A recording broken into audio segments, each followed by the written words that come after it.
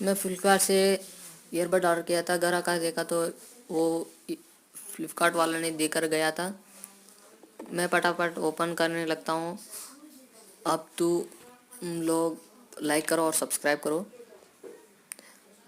चलिए देखते हैं। ये हमारे लिए चूना लग गया क्योंकि हमारा 1000 रुपये चूना लग गया, क्योंकि ईयरबड की जगह ईयरफोन्स आ गए। ये देखो।